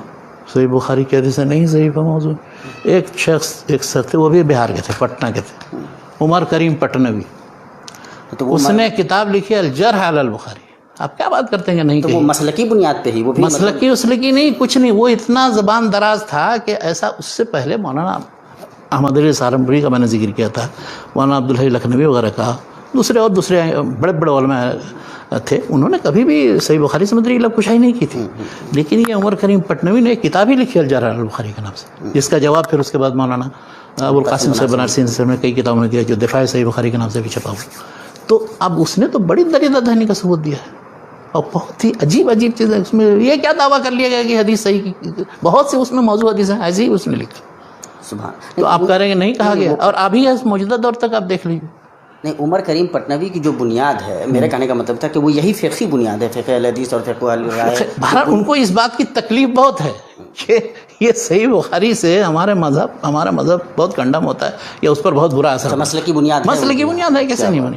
وہ اس زمانے میں پرچے بھی جو نکلتے تھے، اہل الفقیہ، اہل الفقہ، یا اور بھی دوسرے کئی پرچے نکلتے تھے، ان سب میں یہ اسی طرح کے مباحث لکھے جاتے تھے اور شائع کیے جاتے تھے. تو ہاں، آخری کتاب جو اس سلسلے میں لکھی گئی، جو حدیث کی کتابوں کے مقابلے میں حدیث کی کتابیں لکھنی اس سلسلے، تو وہ سب سے بڑی کتاب ابھی اعلاء السنن کے نام سے. اچھا، اعلاء السنن کے بارے میں اس کا مقدمہ پڑھی ہے، وہ یہاں عرب ممالک میں بھی چھپ گئی. مولانا اشرف علی تھانوی نے لکھوائی تھی مولانا ظفر احمد تھانوی صاحب سے، اور اس سے پہلے ایک صاحب کو اور کہا تھا، وہ محمد حسن سنبھلی کون تھے، تو انہوں نے کچھ حصہ لکھا، لیکن اس کو جب دیکھا، وہ ممکن ہے انہوں نے پورے طور پر وہ اپنے مسلک کی تائید یا حدیث سے مطلب وہ گفتگو اس انداز میں نہیں کی جس انداز میں مطلوب تھی، چنانچہ اس کو نہیں شائع کروایا. بعد میں پھر ظفر احمد تھانوی صاحب کو کہا، تو انہوں نے پھر وہ کتاب تیار کی، اور پھر سارے اجزاء جو ہیں جتنے مدون کی، اور وہ چھپے. اچھا، اس کتاب کا بھی حال کیا ہے؟ مولانا ارشاد اللہ قاصری صاحب کی ایک چھوٹی سی کتاب ہے، اعلاء السنن فی المیزان، اردو میں لکھا تھا، عربی میں بھی اس کا ترجمہ ہو گیا. اچھا، اس کو آپ پڑھ کے دیکھ لیجیے کن اصولوں کی پابندی اس میں کی گئی، اور جو اصول یہاں پر ملحوظ رکھے ہیں وہاں پر کیوں توڑ دیے. تو اصل اگر مقصد یہ ہو، جیسا کہ مولانا انور شاہ کشمیری کی عبارت یا بات جو میں نے نقل کی تھی پہلے، کہ مولانا مفتی محمد شفیع صاحب نے ان سے ایک مرتبہ جب دیکھا تو پوچھا تو کیا بات ہے، تو کہا، انہوں نے کہا کہ عمر ضائع کر دی. تو ان کو تو سمجھ میں آ گئی تھی، اس لیے کہ پوری زندگی جو ہے فقہ اپنے امام، اپنے مذہب اور اپنے اس کی تائید میں گزاری انہوں نے. حقیقت میں جو حدیث پڑھنے پڑھانے کا معنی ہے وہ انہوں نے نہیں اپنی نظر میں گویا یہ وقت ضائع کیا، برباد کیا، پوری زندگی برباد کیا، یہ انہوں نے کہا. احتساب کی ہاں، تو ان کو تو احساس ہو گیا، لیکن دوسروں کو ابھی بھی احساس نہیں. ابھی بھی وہ سمجھ رہے ہیں کہ نہیں، جب تک اس کو ہم مضبوطی کے ساتھ پکڑے نہیں رہیں گے اور وہ 1 انچ بھی ہم نہیں ادھر ادھر ہوں گے، اس وقت تک مذہب پر عمل کرنے کا حق نہیں ادا ہوگا. تو یہ رجحان باقی ہے. یعنی تشدد پسندی یا تمسک بالمذہب یا بہت شدت کے ساتھ اس کے ساتھ چمٹے رہنے، اس کی بات تو اہل الرائے کے یہاں ہوتی ہے، چاہے وہ کسی بھی مکتب فکر کا ہو. اہل الحدیث کے یہاں یہ چیز نہیں ہوتی. اہل الحدیث میں دیکھیے بہت سے مسائل ایک دوسرے سے اختلاف ہے، کوئی مسئلہ نہیں ہے. ایک ہاتھ سے مصحف ہے کہ 2 ہاتھ سے مصحف ہے. مولانا عبدالرحمن مبارک پوری اتنے بڑے محدث اور عالم، انہوں نے ایک ہاتھ سے مصحف پر کتاب لکھی. ان کے مقابلے مولانا ابو المکارم محمد علی انہوں نے 2 ہاتھ سے مصحف اس بات میں کتاب لکھی. دونوں ہیں سر، کیا بات ہے، ماشاءاللہ، دونوں رائے ہیں، کوئی مسئلہ نہیں. ایک شخص نے تو اور بھی حد کر دی، مولانا محمد بشیر ساسوانی 1326 میں ان کا انتقال ہے. ان کی رائے یہ تھی کہ قربانی جو ہے ذی الحجہ کے آخر مہینے تک ہو سکتی ہے. اچھا، یہ رائے عجیب غریب تھی. اس زمانے میں انہی کے استاد شیخ حسین بن محسن یمانی بہت بڑے محدث اور عالم تھے، وہ موجود تھے بھوپال میں. ان کو پتہ چلا کہ انہوں نے ایک کتاب لکھی، مسجد میں ان کو پکڑ لیا گیا. ابھی بتاؤ کہ کیا تم نے دلیل. کہا وہ مسئلہ تو بہت لمبا چوڑا ہے، دلائل بھی اس کے بحث بھی بہت لمبی ہے، لیکن مختصر میں یہ بتاتا ہوں. یہ چپ ہو گئے، کوئی جواب نہیں ان کے پاس. تو اب لیکن افسوس کہ وہ بڑی کتاب وہ غائب ہو گئی، چھوٹی والی کتاب موجود ہے جو مختصر سی تھی. تو یہ ہے کہ اہل الحدیث ہمیشہ احادیث اور آثار کو پیش نظر رکھتے ہیں، تحقیق کرتے ہیں ان کی غیر جانبداری کے ساتھ، اور اس کے بعد پھر بنیاد رکھتے ہیں مسائل کی. اس لیے بات ایسی یہ اصول ہے ان کا ہمیشہ، پہلی صدی سے لے کر کے اور آج تک یہی اصول ہے، ان کے اصول نہیں بدلے. ان کے ہاں یہ ہے کہ یہ مشکل ہے کہ نہیں، اب ہم نے جب ایک مکتب فکر کو پکڑ لیا ہے اور ایک امام اور ان کے اتباع اور ان کے طریقے جو فقہ کا وہ رائج ہو گیا ہے، تو اب اس سے باہر تو نہیں نکل سکتے. یہ تو نہیں کر سکتے اچھا دیکھیں سر اس مسئلے میں امام شافعی کی کیا رائے ہے، امام مالک کی کیا رائے ہے. کہیں کہیں جب پھنستے ہیں، بہت پریشانی لائق ہوتی ہے، تو خود ہی بھیج دیتے ہیں. طلاق کے مسئلے میں طلاق صلاح سے گزر جاؤ کسی اہل حدیث کے پاس، اس سے پوچھ لو مسئلہ. تو اب یہ تو پھر نہیں، ان کے یہاں بھی یہ ہے کہ جب اس طرح کی صورتحال ہو تو جو دوسرے فقہ کے مسائل ہیں ان سے بھی اب جیسے مفقود الخبر بھی دیا جا سکتا ہے. مفقود الخبر کوئی شوہر ہو جائے، کوئی بیوی اس کا شوہر غائب ہو گیا، اب پتہ ہی نہیں کہاں ہے، تو حنفی مذہب میں 80 سال انتظار کرے گی. سبحان اللہ. جی سر. تو اب اس سے نکالنے کے لیے کیا کریں؟ مولانا اشرف علی تھانوی نے کتاب لکھی الحیلۃ الناجزہ للحلیلۃ العاجزہ. تو اب اس کے لیے کہا کہ اس مسئلے میں امام مالک کے مذہب پر عمل کرو. اللہ کے بندے اگر وہی حدیث میں آپ دیکھ لیتے تو امید تو اس میں تقلید ہی ضروری ہے کرنی. آپ ہی تقلید آخر امام حنیفہ کی چھوڑی نا اس مسئلے میں. تو یہ بھی اس مسئلے میں چھوڑ سکتے تو بہت سے مسائل میں جو دلال کی بنیاد پر کمزور ہیں اس کو بھی چھوڑ سکتے ہیں. تو کون سی پریشانی کی بات ہے اس میں؟ میرا کہنا صرف یہ ہے کہ ہر مکتب فکر کی فقہ کو پڑھیں، سمجھیں، پھر اس میں تدرج اختیار کریں گے. ایک مرحلے میں صرف مذہب پڑھیں گے، مسائل پڑھیں گے، دوسرا مسائل کو دلائل کے ساتھ پڑھیں گے، تیسرا پھر اس پر دیگر مذاہب کا بھی مطالعہ کریں گے، چوتھا پھر مذہب کو ہمیشہ پیش کرتے رہیں گے. اس لیے کہ حدیث کی اہل الحدیث کے مدارس اور اناف کے مدارس میں بنیادی فرق یہ ہے کہ کسی اہل حدیث کے مدرسے میں چلے جائیے، وہ پہلے ایک سال بلوغ المرام پڑھیں گے، پھر دوسرے سال مشکات المصابیح پڑھیں گے، تیسرے سال بھی مشکات المصابیح اس لیے کہ آدھی پڑھتے ہیں، اس کے بعد پھر ترمذی پڑھتے ہیں، پھر ابو داؤد پڑھتے ہیں، پھر نسائی، پھر موطا، صحیح مسلم، دونوں ماشاءاللہ ایک ایک کتاب. اب فقہ کی کتاب بھی پڑھتے رہتے ہیں، حدیث کی کتاب بھی پڑھتے رہتے ہیں، اور وہ پھر وہ مسئلے سمجھتے رہتے ہیں. احناف کے یہاں کسی بھی بڑے سے بڑے ادارے میں چلے جائے، دیوبند میں، دارالعلوم دیوبند میں یہ طریقہ ہے کہ وہ اصول فقہ اور فقہ اور ساری چیزیں خوب پڑھاتے رہیں گے، تو جب پختہ ہو جائیں گے تو آخری سال ایک دورہ حدیث کا سال ہوتا ہے. تو دورہ حدیث میں کیا ہے کہ وہ 6 کتابیں کتب ستہ تو یہاں ہی، اس کے ساتھ ساتھ معانی الاثار تحاوی شریف وہ بھی اس کو، تو 7 کتاب کو تیزی کے ساتھ اس کو پڑھا دیتے ہیں. لیکن اس سے پہلے چھوٹی چھوٹی کتابیں تو چھوٹی کون سی کتابیں، اگر وہ آثار السنن وغیرہ ہوگی اور کیا، مشکات وغیرہ تو وہ بھی پڑھاتے ہیں. مشکات کہیں تھوڑا سا پڑھاتے ہیں، اور بھی اس پر بڑی بات چلتی رہتی ہے. کہنا یہ ہے کہ ان کے یہاں حدیث مرور کرنے کا نام ہے. اگر کہیں کسی جگہ وقوف کریں گے تو اب ایک مثال دیتا ہوں میں آپ کو، مولانا انور شاہ کشمیری کی یاد آ گئی. وہ ایک وطر کے مسئلے میں مولانا انور شاہ کشمیری صاحب یہ کہتے ہیں کہ اس مسئلے میں 20 سال تک غور کرتا رہ گیا کہ اس حدیث سے متعلق کیا اس کی ایسی توجیہ و تشریح ہو کہ وہ ہمارے مسئلے کے خلاف نہ پڑے. یہ صاف وطر کے اس مسئلے میں خلاف. تو کہا کہ اب مجھے یہ توجیہ سمجھ میں آئی، لیکن میں اسے تفصیل سے یہاں بیان نہیں کر سکتا، اس لیے کہ اس کے لیے بہت لمبی بحث کی ضرورت ہے. چنانچہ وہ نہیں بیان کر سکے، اور پتہ نہیں کون سی توجیہ تھی. سبحان اللہ. تو 20 سال تک اس بات پر غور کرتے رہے کہ اس کو کیسے ہم اپنے مسلک کے مطابق بنائیں. تو یہ طریقہ فکر جو اہل الرائے کا ہے، اہل الحدیث کا طریقہ یہ نہیں. اہل الحدیث کا طریقہ امام احمد بن حنبل کی مثال موجود ہے. انہوں نے مثلاً کسی مسئلے میں فتویٰ دیا، ابھی فتویٰ دیا اور چلا گیا وہ مستفتی، دوسرا کوئی ان کا شاگرد، آپ نے ایسے کیسے فتویٰ دے دیا، آپ کے ذہن میں وہ اثر نہیں تھا ابن عمر رضی اللہ عنہ نے یہ فرمایا وہ فرمایا. کہا بولا بلایا. اس کے بعد پھر اس کو کہا کہ وہ جو میں نے تم کو بتایا تھا اس مسئلے میں ایسا نہیں ہے، ایسا. یہ امام احمد بن حنبل کا طریقہ. تو خیر بات دوسری طرف نکل گئی، میں دوسرے انداز میں گفتگو کرنا چاہتا تھا، آپ نے جو ہے پھنسا دیا اہل الحدیث اہل الرائے کی طرف، نہیں موڑ دیا. پھنسایا نہیں، انشاءاللہ بہت ساری چیزیں کھلنی بھی چاہیے اس میں. کوئی اہل الرائے کی فقہ کے ماخذ معلوم کرنا چاہیے کہ کون کون سی کتابیں ہیں جن پر وہ بنیاد رکھتے ہیں. عام طور پر اس لیے کہ ہم نے وہ فقہ اہل الرائے پڑھی ہے، اور میں فقہ اہل الرائے کا دشمن نہیں ہوں. میں سب کو کہتا ہوں کہ ہر ایک کی فقہ پڑھے. اب کم سے کم جس ملک میں جو فقہ رائج ہے وہ ضرور پڑھے. ہم چونکہ برصغیر سے تعلق رکھتے ہیں، اس لیے ہم یہاں صرف فقہ حنفی کے بارے میں، اور مجھ سے کہے تو میں فقہ مالکی کے بارے میں، فقہ حنبلی کے بارے میں، فقہ شافعی کے بارے میں پوری تفصیلات بیان کروں گا. ان کے اصول و قواعد، ان کے مستند کتابیں، معتمد کتابیں کون سی ہیں، مفتہ بھی کون کون سی چیزیں، کن کن کتابوں کو کمزور کہا گیا ہے، نہیں کہا ہے، ان سب چیزوں سے واقفیت رکھنی چاہیے تاکہ جب کہیں کسی جگہ کسی شخص سے پالا پڑے تو آپ اس کو سمجھ سکیں اچھا یہ فلاں منہج کے مطابق فلاں چیز کا قائل ہے، آپ سمجھ جائیں گے اس کو. تو فقہ حنفی میں بھی جو مستند و معتمد کتابیں، دیکھیے معتمد ترین اور مستند ترین کتابیں، کاش کہ ان کی طرف لوگ رجوع کرتے، یہ بھی میں کہتا ہوں. کیا بات ہے. وہ ہیں کتب و ظاہر روایت جن کو کہا جاتا ہے. نمبر 1 پر وہ امام محمد بن حسن شیبانی رحمۃ اللہ علیہ، جن کی وفات 189 ہجری میں ہوئی ہے. انہوں نے 6 کتابیں لکھی، وہ کتب ظاہر روایت کہی جاتی ہیں. ایک ہے کتاب الاصل جو کتاب الموسوط بھی کہی جاتی ہے.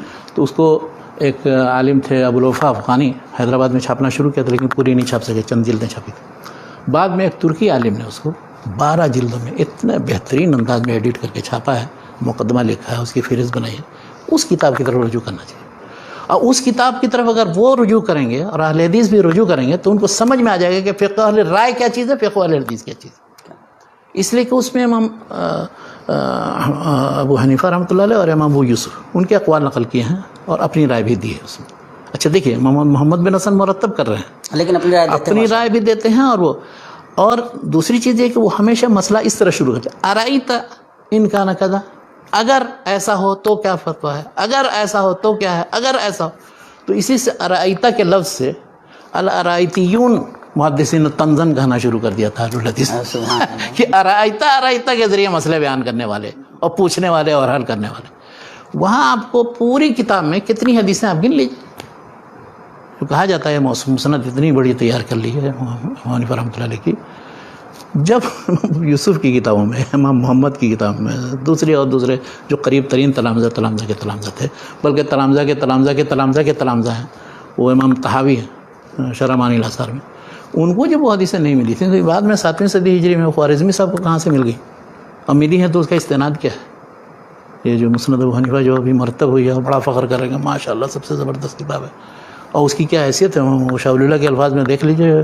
میں ابھی نقل کروں گا تو کہیں کہ یہ تو بالکل ہی ایک دم کہیں کا نہیں ہم لوگوں کو چھوڑتا ہے، کچھ نہ کچھ شاہ ولی اللہ سے نقل کرتے ہیں. شاہ ولی اللہ نے یہ بات کہی، کہا کہ اس کا مقارنہ موازنہ تو یعنی وہ قاد مسند الخوارزمی ان یکون من هذه الطبقہ، طبقات کتب الحدیث جو 4 طبقے 5 طبقے بنائے ہیں انہوں نے، تو چوتھے طبقے میں جس میں سب ہر طرح کے ضعیف، منکر، واہی، ہر طرح کی چیزیں ہیں، جو زقانی، ابن عساکر، دیلمی کی جس کی طرف بس مجرد نسبت ہی صرف ضعیف ہونے کے لیے حدیث کے کافی، تو اس میں اس کو بھی قادہ کہا ہے، مطلب اس سے بھی اصلا نہیں قادہ مسند الخوارزمی یکون من هذه الطبقہ.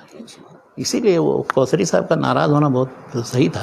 شاہ ولی اللہ سے جو ناراض وہ سمجھتے تھے کہ انہوں نے بجائے اس کے کہ حنفی مذہب کی تقویت کی ہے، وہ تو بالکل یعنی ڈھا دیا ہے انہوں نے، بالکل اصول کے لحاظ سے، قواعد کے لحاظ سے، حدیث کے لحاظ سے، دوسری چیزوں کے لحاظ سے. تو یہ کیا وہاں سے حجاز سے حدیث پڑھ کر گیا، سب خراب کر گیا پورا طریقہ. وہ تو دیوبند میں وہ 1866 میں ماشاءاللہ مدرسہ قائم ہوا، تو اس کے بعد سے اب پھر اس کے بعد صحیح طریقے پر حنفی مذہب کی ترویج و اشاعت کا کام ہونا شروع ہوا.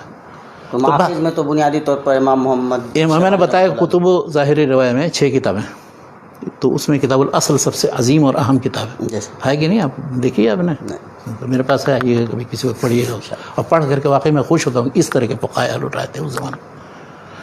اس کے بعد دوسری ایک کتاب ہے الجامع الصغیر، چھوٹی سی کتاب ہے فقہ کی. الجامع الکبیر وہ بڑی کتاب ہے. یہ سب چھپی ہوئی کتابیں بتا رہا ہوں. السیر الصغیر اب وہ بھی مل گئی ہے اور چھپ گئی ہے. اور السیر الکبیر، تو السیر الکبیر الگ سے تو میں نے نہیں دیکھی، لیکن اس کی شرح لکھی ہے سرخسی نے 482 میں ان کے بعد. تو انہوں نے شرح السیر الصغیر کے بہت زبردست، یعنی انٹرنیشنل لا، قانون دولی کے متعلق میرے خیال سے اس سے زبردست ہوئی. بلکہ چنانچہ محمد بن حسن شیبانی پر باقاعدہ ایک کانفرنس ہوئی تھی اسی کتاب کی بنیاد پر پیرس میں. کیا بات. اور آخری کتاب جو ہے الزیادات. تو یہ 6 کتابیں وہ کتب ظاہر روایت سب سے پہلے نمبر پہ ہی. دوسرے نمبر پہ وہ ہیں جو متون ہیں.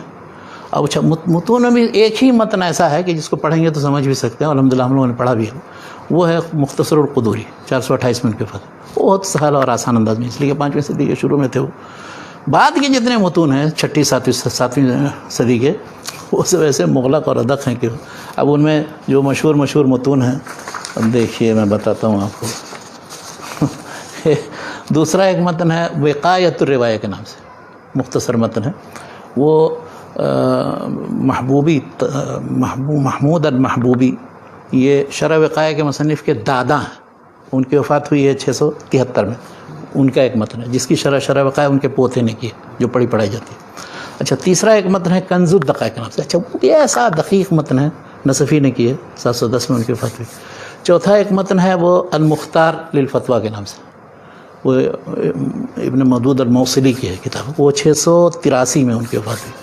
تو یہ 4 متن جو ہیں بہت مشہور ہیں. اچھا اسی میں کچھ لوگوں نے اس میں بڑھا کر کے ایک المجمع البحرین ساعتی کی بنا دی, تو وہ ان کی وفات ہوئی ہے 694 میں. تو یہ 4 اور 5واں یہ متن, ان سب متون کو جمع کر کے ایک شخص نے مجمع الابحر یعنی سارے سمندروں کو جمع کر دیا. وہ ابراہیم حلبی تھے, 956 میں ان کے وفات ہوئی. تو یہ متون جو ہے معتمد متون ہیں. ان متون اور ان کے شروع کا سلسلہ پہ جاری. بعد میں 2 کتابیں اور ہیں, جیسے یہ جو ہدایہ جو آپ کریں گے وہ اصل میں ایک متن تھا بدایت المبتدی کے نام سے, مرغینانی نے تیار کیا. وہ 693 ان کے وفات ہوتے ہیں, 593 میں ان کی وفات ہوتی ہے. تو انہوں نے بدایت المبتدی چھوٹا سا متن لکھا, اس کی شرح پھر ہدایہ کے نام سے لکھی. تو وہ ہدایہ پھر اس کے بعد اس کے پھر شروع ہوا واجب کافی.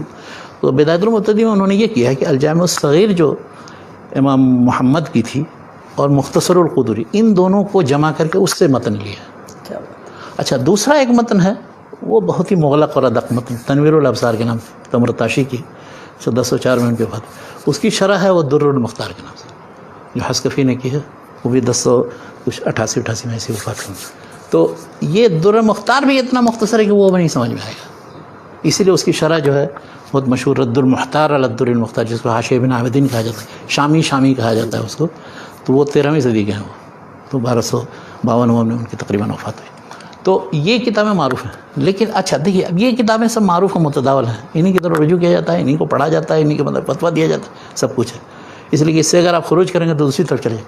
وہ کتابیں جو بہت واضح سمجھ میں آنے والی اور ٹھیک ٹھاک ہے ان کی طرف رجوع کریں. ایک کتاب میں بتاتا ہوں, اس میں تحفۃ الفقہاء ایک سمرقندی کی تھی, علاؤالدین سمرقندی.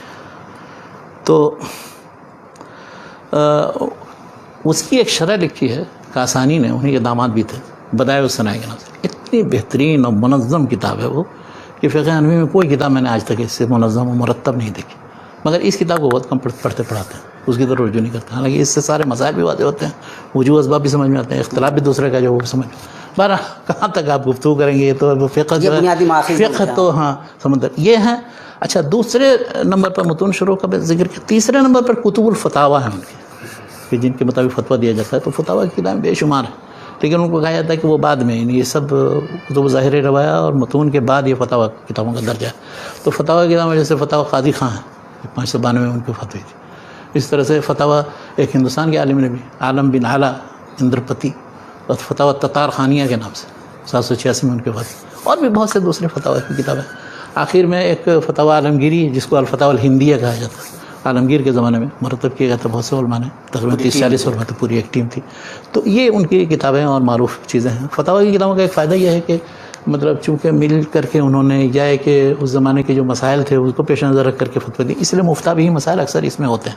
مگر یہ بھی تیسرے درجے کی کتابیں ہیں, ان کی طرف پہلی مرحلے میں رجوع نہیں کیا. کتب ظاہر روایہ سب سے اہم ہے, لیکن وہ کتب ظاہر روایہ وہ اس طرف ایسے ہی رہ جاتے ہیں, اور ادھر مختصرات جو ہیں بس اسی میں پڑھنے پڑھانے میں لوگ لگے رہتے ہیں, اور متاخرین کی کتب فتاویٰ کا رواج ہے. جبکہ اصل کی طرف لوٹنا چاہیے, دیکھنا چاہیے. اب تو کتاب الاصل چھپ گئی ہے, اس کی طرف رجوع کرنے میں کوئی اشکال نہیں انشاءاللہ. تو آج کی جو صورتحال ہے فقہ کو لے کر کے اب کیا سمجھتے ہیں, کیا کچھ ہونا چاہیے؟ وقت ہے آج کے. دیکھیے ہندوستان میں جو فقہ کی تعلیم ہوتی ہے تو فقہ کی تعلیم کا طریقہ جو ہے صحیح نہیں ہے. ہم لوگوں نے بھی پڑھا ہے اور ابھی بھی تعلیم ہو رہی ہے جو, تو ہونا یہ چاہیے فقہ میں, یعنی موجودہ تدریس کے مطالعہ جو ہوا ہے وہ الگ.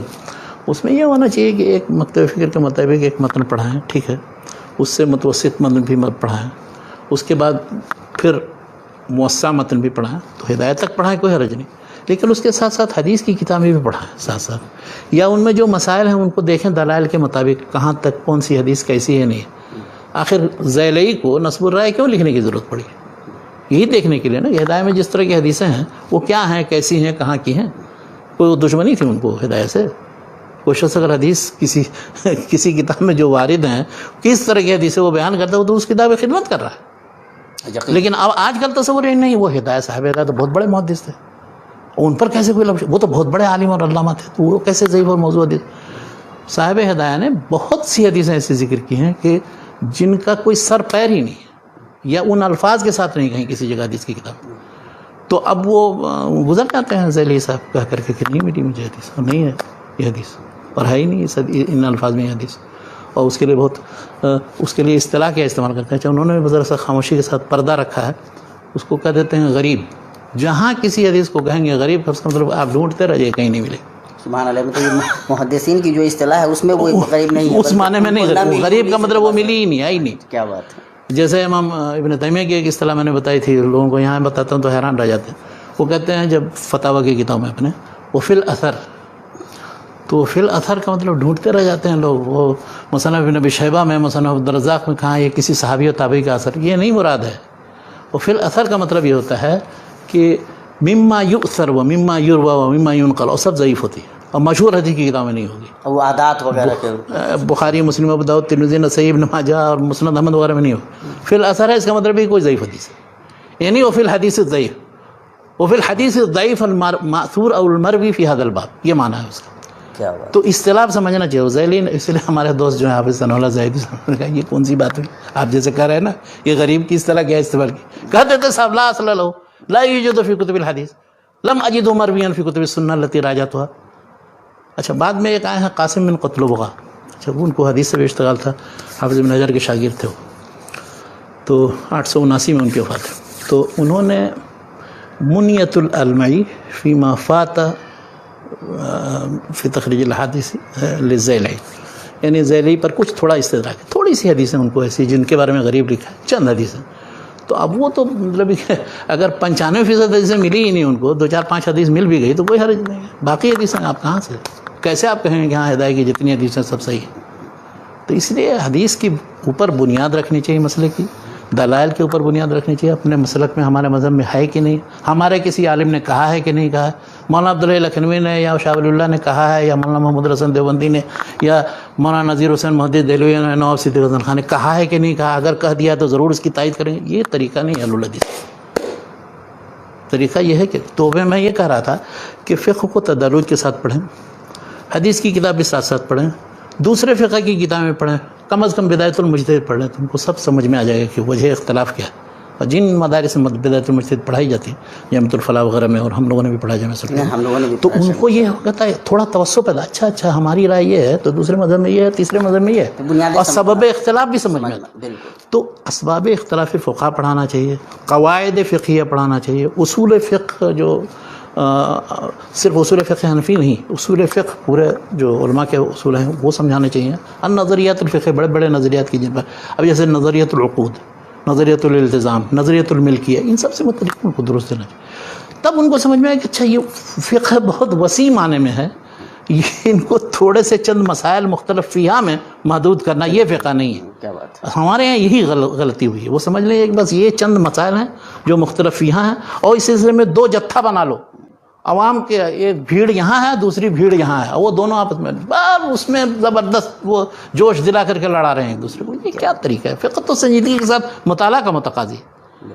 اور اس طرح سے اگر ہم پڑھیں، پھر جو روشن خیال قسم کے علماء ہیں بعد میں متاخرین، چاہے کسی بھی مکتب فکر سے ہوں، اب جیسے متاخرین جیسے امام ابن تیمیہ، امام ابن قیم وغیرہ کی کتابیں اگر آپ پڑھیں گے تو سارے مسائل میں حقیقت سمجھ میں آ جائے گی. وہ جن مسائل میں ہم اتنا لڑتے بھیڑتے ہیں، ان کے 2-3 رسالے چھوٹے چھوٹے ہیں، انشاءاللہ کبھی حوالہ دوں گا آپ کو، کہ اس میں انہوں نے دکھایا کہ یہ جو مسائل مختلف یہاں ہیں یہ 2 طرح کے. ایک تو ہے کہ جس میں توسع ہے، آپ اس طرح کیجئے، اس طرح کیجئے، اس طرح کیجئے، سب ٹھیک ہے، اس لیے کہ اللہ کے رسول صلی اللہ علیہ وسلم سب وارد ہے. دوسرے ایسے ہیں کہ جس میں وہ ایک چیز صحیح وارد ہے، دوسرے میں ضعیف سند سے محدثین کے نزدیک وارد ہے. تو کوشش یہ کیجئے کہ اس کے مطابق صحیح وارد ہے اس کے مطابق. اچھا ایک اور قول میں اسی نسبت سے ذکر کر دوں. امام حنیفہ سے کسی نے پوچھا، ایک حنفی عالم تھے کوئی، ان کو بڑا اشکال تھا کہ بہت سے مسائل میں ہمیشہ ان کو یہ پریشانی لاحق ہوتی ہے، اور الحدیث ان کو ذرا سا وہ دباؤ میں بھی رکھتے ہیں کہ وہ جب میں ملتا ہوں کسی سے تو وہ کہتے ہیں کہ تمہارا مسئلہ یہ فلاں جو ہے حدیث کے خلاف ہے، حدیث کے خلاف. میں کیا کروں سمجھ میں نہیں آ رہا ہے، میں کس طرح سے اپنے مذہب کو فالو کروں، کیا کروں، بدل لوں مذہب. انہوں نے کہا دیکھو مذہب کو 3 حصے میں تقسیم کر دو. ایک حصہ وہ کہ جس سے مطلب حدیث صحیح وارد ہے، ایک دم اطمینان سے اس پر عمل کرو، کوئی پریشانی نہیں. ایک حصہ وہ کہ جس سلسلے میں کوئی حدیث وارد ہی نہیں ہے، سرے سے کچھ مطلب وہ ہے نہیں. تو اس سے متعلق مطلب استخارہ کرو اللہ تعالیٰ سے، جو سمجھ میں آئے وہ اس کے مطابق عمل کرو. اور ایک جو اس کے خلاف وارد ہے تو اس کو چھوڑ دو. تو ایک کو لے لو، ایک کو چھوڑ دو، ایک کے سلسلے میں توقف اختیار کرو یہاں تک کہ تم پر حق واضح ہو جائے. تو کہا یہ تو آپ نے ایسی ہدایت کر دی کہ اس کے بعد الحمدللہ مجھے تردد نہیں رہا. اب میں حنفی بھی رہوں گا اور اپنے مسلک کے مطابق عمل بھی کروں گا. جو چیزیں میں دیکھوں گا ایسی اس کے مطابق عمل بھی کروں گا. جو محققین علماء رہے ہیں ہر مسلک کے لگ بھگ ان کا یہی طرز عمل رہا ہے. اسی لیے حنفی مال قول بالترجیح جو میں نے کہا تھا، مولانا ولایت علی صادق پوری اور دوسرے لوگ جو اپنے آپ کو کہتے ہیں وہ اسی لیے کہتے ہیں. اب شوافی میں بھی بہت سارے. تو آپ اپنے آپ کو حنفی، ہمارے بعض دوستوں میں ایک صاحب نے حنبلی اپنے آپ کو کہنا شروع کر دیا. تو اب وہ پتہ نہیں چڑھانے کے لیے کہنا شروع کر دیا ہے یا حنفیوں کے دباؤ کی وجہ سے کوئی نہیں. اب ہمیں بھی ایک مذہب اختیار کرنا ہے. اس طرح سے فقہ کو دیکھنے کی ضرورت ہے. ہاں تو مطلب وسعت ہونی چاہیے. فقہ کا باب تو ایسا ہے کہ اس میں مطلب پوری زندگی آدمی گزار دے تب بھی اس کے کسی ایک شعبے اور کسی ایک باب میں وہ تخصص نہیں ہوتا. یعنی فقہ کے وہ مسائل کے جو غیر مسلموں کے مقابلے میں مسلمانوں پر جن پر اعتراض کیا جاتا ہے وہ چیزیں زیادہ توجہ اور غور و فکر قبل نہیں کہ جو مسلمانوں میں آپس میں جو اجتہادی اختلافات ہیں ان میں ہم پوری توجہ دے کر کے اور آپس میں لڑتے بھڑتے رہیں، دوسرے غیروں کو چھوڑ دیں. اب جیسے عبد القادر عودہ شہید کی کتاب التشریع الجنائی الاسلامی، جو اسلام کی فوجداری قوانین سے زبردست کتاب ہے. اس طرح سے احکام المرأہ سے مدری جو مسائل ہیں اور وہ طلاق اور پرسنل لا سے مدری جو چیزیں ہیں یا غلامی سے مدری اسی چیزوں سے اعتراض کرتے ہیں ان چیزوں کو سمجھیں. اور یہ جب تک کہ یہ پرانے متون سے نکل کر کے جدید ابحاث و دراسات کی طرف نہیں آئیں گے ابھی اس کا تو موقع نہیں ملا انشاءاللہ بعد میں کبھی. جی انشاءاللہ جزاک اللہ خیر. چونکہ وقت بھی ہو گیا ہوا ہے شیخ، ہم بے انتہا موجودہ دور میں اصل میں بہت کوشش ہوئی ہے، بہت کام ہوا ہے عرب ممالک میں. اصل میں اس کا تعارف کرانے کے لیے ایک خاص ایپیسوڈ انشاءاللہ ہم ایک خاص ایپیسوڈ رکھیں گے انشاءاللہ. موجودہ دور میں کیا کیا ہوا ہے فقہ کے دراسے سے متعلق اور فقہ کی تعلیم سے متعلق یہاں کے جامعات یہاں کے ممالک کے اندر انشاءاللہ بتائیں. انشاءاللہ اس پر گفتگو کریں گے. اللہ تعالیٰ سے دعا ہے کہ اللہ تعالیٰ شیخ کا سایہ ہم پہ قادر قائم رکھے، آپ سے ہمیں استفادہ کی توفیق دے. اور ہم آپ سے گزارش کریں گے کہ ویڈیو کو زیادہ سے زیادہ شیئر کریں، لوگوں تک پہنچائیں. یہ خالص علمی گفتگو ہے اور صاحبان علم و آگہی جو ہیں ظاہر ہے کہ ان موضوعات پہ اس طرح سے کھل کر کے علم و شعور کی روشنی میں جب گفتگو ہوگی تو انشاءاللہ ہمارا کارواں زیادہ بہتر طریقے سے آگے بڑھ سکے گا. امت کی جو فکری ترجیحات ہیں وہ طے ہو پائیں گی اور جو فکری ارتقاء ہونا چاہیے ملت کا وہ انشاءاللہ ہو پائے گا. ہم اللہ تعالیٰ سے دعا کرتے ہیں کہ اللہ تعالیٰ ہماری اس مجلس کو فائدہ مند بنائے، ہم تمام کو فائدہ اٹھانے کی توفیق دے اور شیخ کو اللہ تعالیٰ اس کا بہتر بدلہ دے. انہی چند کلمات کے ساتھ آپ تمام سے اجازت دیتے ہیں. السلام علیکم ورحمۃ اللہ وبرکاتہ.